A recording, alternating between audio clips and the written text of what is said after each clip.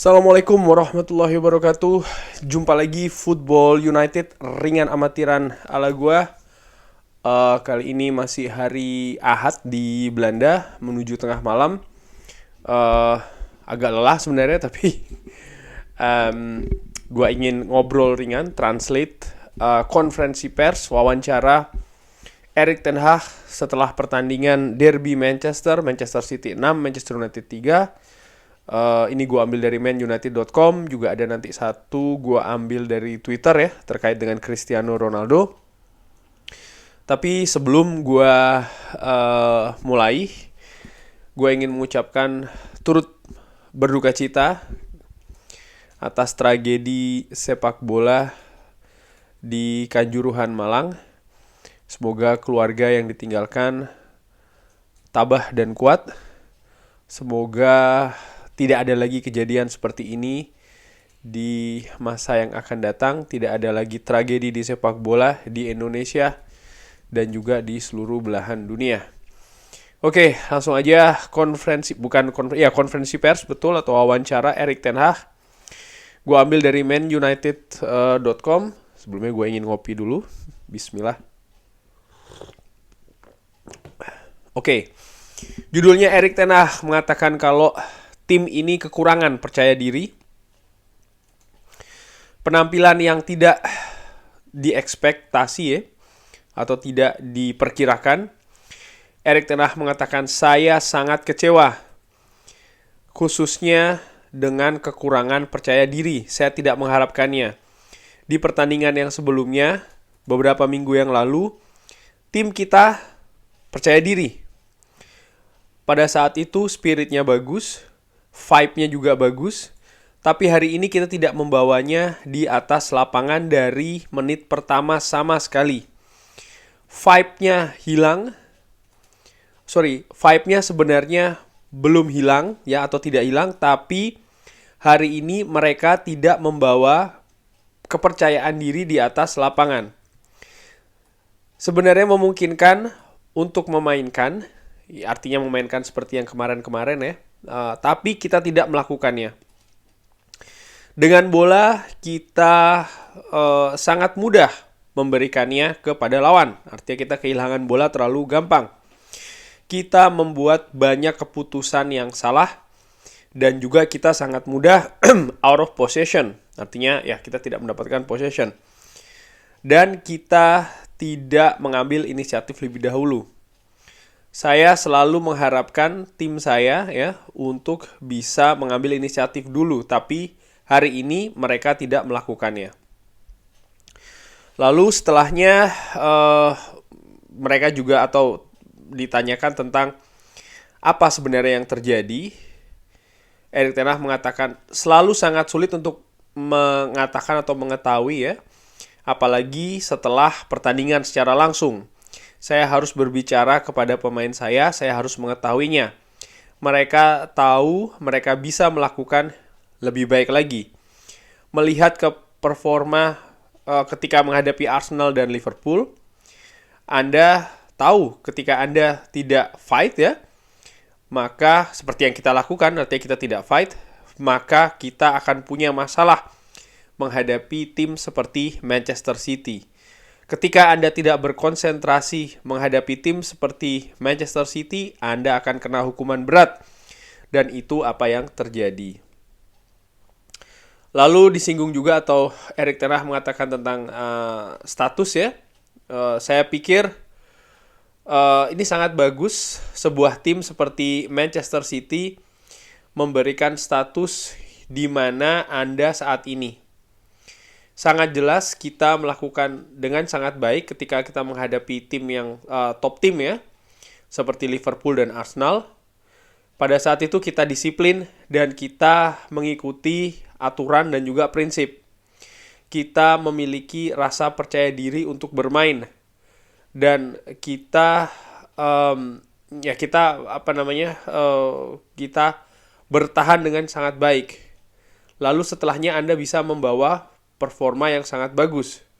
Lalu Anda akan mendapatkan hasil yang bagus. Tapi ketika Anda tidak melakukannya, ketika Anda tidak mengambil inisiatif dulu atau bermain dengan baik dulu, ketika Anda tidak berani untuk bermain, Anda akan mendapatkan hasil seperti hari ini.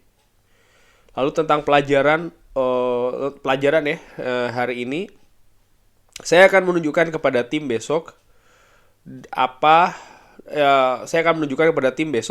dan kalau kita harusnya bisa mengambil inisiatif. Ketika Anda lihat gol pertama, kita memenangkan bola, dan ketika di dalam momen memenangkan bola, kita harusnya bisa menciptakan peluang yang bagus.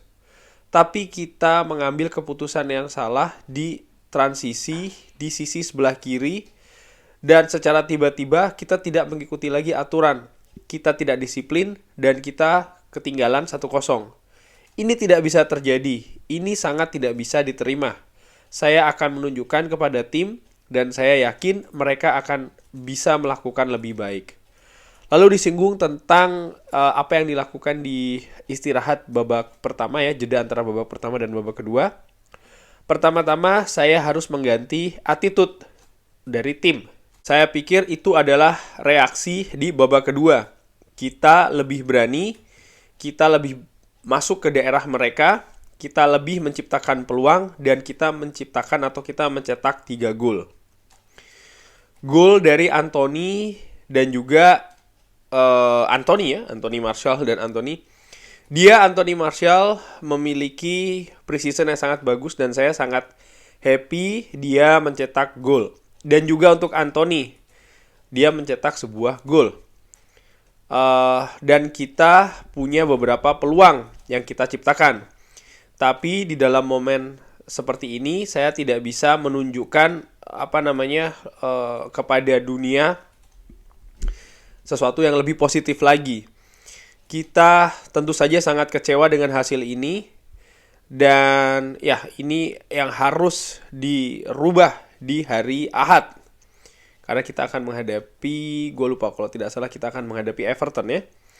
Kita harus menerima, tapi penampilan hari ini tidak dapat diterima. Artinya hasil ya kita terima, tapi penampilan kita tidak bisa terima. Artinya penampilan ini harusnya bisa jauh lebih baik. Bagaimana untuk merespon tentang hasil ini ya? Erik ten Hag mengatakan kita harus terus berlanjut, kita harus menganalisa dan lebih jelas lagi kepada tim. Hanya dari kesalahan Anda belajar, dan ini apa yang harus kita lakukan. Penampilan kali ini sangat tidak bisa diterima sebagai sebuah tim dan juga sebagai individu-individu. Kita akan mengkritik satu sama lainnya besok. Dan setelahnya kita akan belajar dari pelajaran kali ini. Kita harus belajar dari kesalahan-kesalahan ini, dan di pertandingan selanjutnya kita harus lebih baik lagi. Nah, yang menarik, Erik ten Hag di wawancara yang lain juga memberikan pendapat tentang Cristiano Ronaldo.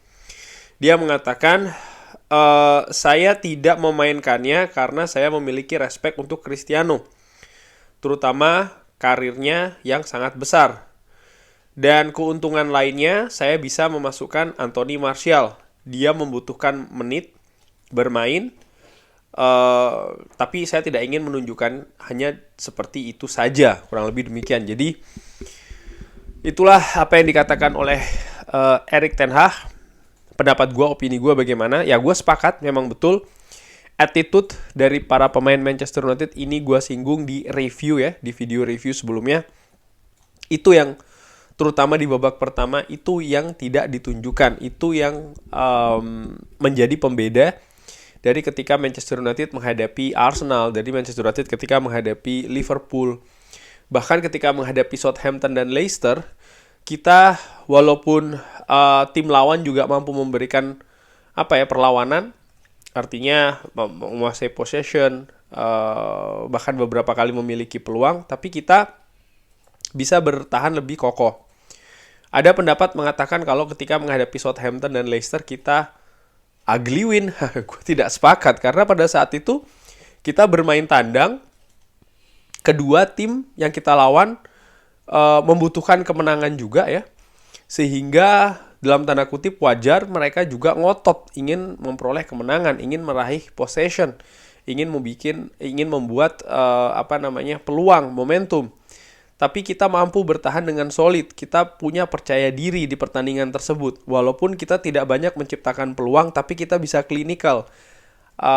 Akhirnya kita bisa membungkus 3 poin yang sangat berharga ya dari 2 pertandingan away. Dan menurut gue sekali lagi gue gak sepakat kalau itu dibilang ugly win. Enggak, karena ya memang dalam pertandingan seperti itu. Bukan berarti 90 menit kita mendikte pertandingan sama sekali seluruhnya. Tidak, apalagi sekali lagi ini adalah pertandingan tandang pada saat itu. Nah, hal ini yang tidak terlihat tadi di Etihad, terutama di babak pertama, di mana kita sangat didikte oleh Manchester City.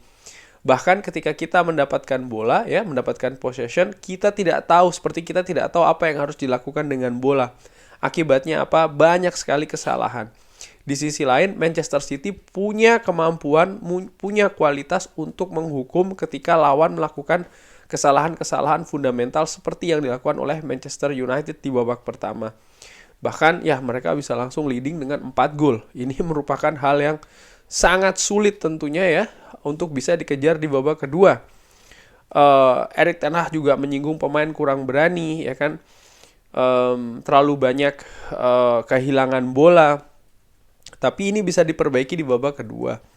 Artinya apa? Artinya ada harapan di sana. Kita tahu, Erik ten Hag tahu apa yang harus diperbaiki di pertandingan tadi ya, dan berusaha untuk melakukan perubahan dengan segera. Tapi tentu saja menghadapi tim Manchester City, tim seperti Manchester City ya, yang dimana kita sudah ketinggalan 4 gol di babak pertama, tentu saja di babak kedua sangat sulit sekali untuk bisa menyamai, apalagi bisa membalikan keadaan. Tapi yang harus dilihat secara positif menurut gue adalah bagaimana nomor 1 perubahan di Manchester United, ada perbaikan di sana dan perbaikan itu terlihat dengan sangat jelas di babak kedua. Lalu selain itu juga bagaimana secara mental pemain Manchester United yang tadinya gue perkirakan di babak kedua akan semakin berantakan, ternyata tidak. Secara mental justru ada perubahan yang positif. Pemain tidak jatuh ya. Kalau mereka jatuh tentu saja mereka tidak bisa menciptakan 3 gol. Di mana 3 gol yang diciptakan itu juga memiliki proses yang sayangnya tidak terjadi di babak pertama. Artinya apa maksud gue? Masih ada harapan untuk bisa berubah. Ini adalah bagian dari proses. Tentu saja menghadapi tim yang lebih mapan di Premier League, seperti gue singgung di preview, Manchester City dan Pep Guardiola sudah sangat berpengalaman di kompetisi ini. Berbanding terbalik dengan Erik ten Hag, ini musim pertama dari Erik ten Hag. Manchester United pun juga musim lalu babak belur, banyak sekali anggota yang baru di Manchester United, Tyrell Malacia, Lisandro Martinez, Christian Eriksen, Casemiro, termasuk juga Anthony. Jadi proses ini masih akan terus berjalan, dan ini merupakan salah satu bagian dari proses itu tadi. Dan gue juga ingat apa yang dikatakan oleh Sir Alex Ferguson di Liga, ketika kita menang dengan skor besar itu berharga 3 poin. Di sisi lain ketika kita kalah telak itu juga berharga 0 poin. Maksud gue apa? Maksud gue begini, Manchester United harus bisa bangkit karena poin demi poin ini masih tersisa banyak. Pertandingan masih banyak, di kompetisi ini masih panjang. Kita masih bisa finish lebih baik daripada musim lalu. Dengan syarat apa ya, kita bisa belajar dari hari ini, dari pertandingan menghadapi Manchester City, lalu mengimplementasikannya dengan lebih baik di pertandingan-pertandingan ke depan. Ini pelajaran yang sangat berharga sekali dari Etihad, dari Manchester City, dan itu harus diakui. Paling tidak gue secara dengan amatiran gue mengakuinya. Dan terakhir tentang Cristiano Ronaldo, gue melihat memang Erik ten Hag melihat kalau Cristiano Ronaldo belum siap ya untuk diturunkan di partai besar, terutama seperti tadi derby menghadapi Manchester City. Tapi dia memiliki respect ini. Kenapa disebutkan oleh Erik ten Hag? Gue masih yakin kalau Erik ten Hag ini punya planning, punya rencana dengan seorang Cristiano Ronaldo, tapi dia juga tidak ingin terburu-buru untuk memainkan atau menurunkan Cristiano Ronaldo di mana mungkin dinilai belum siap. Oleh karena itulah daripada berantakan, lebih baik ditunda dulu, lebih baik disimpan dulu. Nah, sekarang tinggal bagaimana sang pemain ini apakah bisa menanggapinya dengan positif, dengan profesional, yang gue harapkan dan gue yakin sih iya ya. Di pertandingan-pertandingan ke depan, gue yakin kalau memang Erik ten Hag punya komitmen dengan Cristiano Ronaldo, maka pasti akan diberikan menit bermain.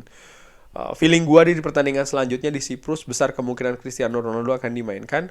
Jadwal di bulan Oktober ini juga sangat padat, oleh karena itulah besar kemungkinan akan mendapatkan menit bermain. Tapi di sisi lain, kehadiran Anthony Martial yang tadi mencetakkan 2 gol di pertandingan tadi ini juga memiliki apa ya, penanda kalau Anthony Martial siap untuk menjadi pesaing untuk posisi depan.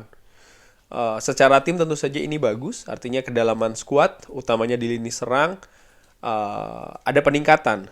Seperti tadi ketika Marcus Rashford bermain tidak cukup baik ya, ketika Anthony Martial masuk di babak kedua, ada perubahan di sana. Dan apa yang dilakukan oleh Erik ten Hag menurut gue juga tepat, karena pemain-pemain yang dimasukkan ini bisa merubah jalannya pertandingan di babak kedua utamanya, sehingga Manchester United mampu menciptakan 3 gol di babak kedua. Ya, tinggal dilihat ini pelajaran seperti apa.